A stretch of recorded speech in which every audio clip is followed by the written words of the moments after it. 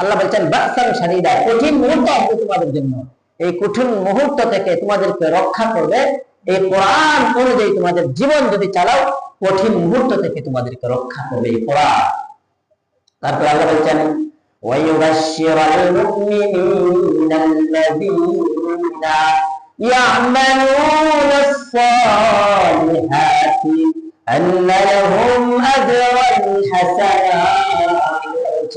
এই কোরআন আরেকটি গুণ রয়েছে, সেই গুণ হইল ওয়ায়ুবাশশিরুল মুমিনিন, যারা ঈমান আনবে, ঈমান অনুযায়ী নিজের জীবন পরিচালনা করবে, যারা বলবে লা ইলাহা ইল্লাল্লাহ, আল্লাহ ছাড়া কোনো মাবুদ নাই, ইবাদতের একমাত্র উপযুক্ত আল্লাহ, আল্লাহর সামনে মাথা নত করবে, সিজদা করবে আল্লাহকে, অন্য কারো সামনে মাথা নত করবে না, বুতের সামনে সিজদা করবে না, মূর্তির সামনে সিজদা করবে না, কবরের সামনে গিয়ে সিজদা করবে না, মাজারে গিয়ে সিজদা করবে না, সিজদা একমাত্র করবে আল্লাহকে। আল্লাহ ছাড়া কোনো মাবুদ যারা মানে না, একমাত্র আল্লাহকে মাবুদ মানে। আল্লাহ বলছেন ওয়ায়ুবাশশিরুল মুমিনিনাল্লাযীনা ইয়া'মালুনাস সালিহাত, আল্লাহর উপর ঈমান আনবে, শক্ত ঈমান, আর ইয়া'মালুনাস সালিহাত, নেক কাজ করবে প্রতিটা ক্ষেত্রে, হাঁটার ক্ষেত্রে নেক কাজ, কথা বলার ক্ষেত্রে নেক কাজ, ঘুমাইবার সময় নেক কাজ, প্রতিটা ক্ষেত্রে নেক কাজ করবে। এই তাদের জন্য আল্লাহ রাব্বুল আলামিন বলেন ওয়ায়ুবাশশিরুল মুমিনিন, এই সমস্ত নেক বান্দাদের জন্য এই কোরআন সুসংবাদ দিবে। সুসংবাদ কি? ওয়ায়ুবাশশিরুল মুমিনিনাল্লাযীনা ইয়া'মালুনাস সালিহাতি আন্না লাহুম আজরান হাসানা, তাদের সুসংবাদ হইল যারা নেককার, যারা ঈমানদার এবং আমলদার। ঈমান এবং আমলদার, শুধু ঈমানদার হলে হবে না, আমলদার হতে হবে। ঈমান এবং আমলের সমষ্টি যদি যার গুণ থাকে, আল্লাহ বলছেন আজরান হাসানা, তাদের পুরস্কার হবে উত্তম পুরস্কার। উত্তম পুরস্কার মুফাসসিরিন কেরাম ব্যাখ্যা করেছেন জান্নাতের মতো বড় পুরস্কার তাদেরকে দান করা হবে।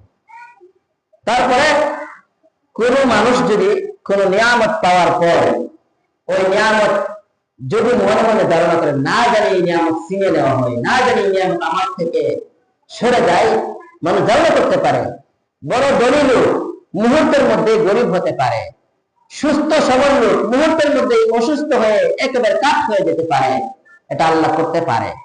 এখন মানুষ যদি মনে মনে ভাবে, আল্লাহ বলছেন আজরান হাসানা, উত্তম পুরস্কার জান্নাত দিবেন।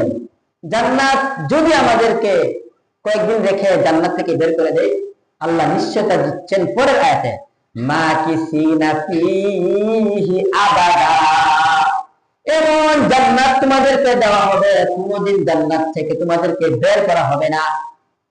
দুইটি গুণ যদি তোমরা অর্জন করতে পারো, ঈমান এবং নেক আমল, এই দুইটা গুণ যদি তোমরা অর্জন করতে পারো, তোমাদের পুরস্কার হবে জান্নাত, মাকিসিনা ফিহি আবাদা।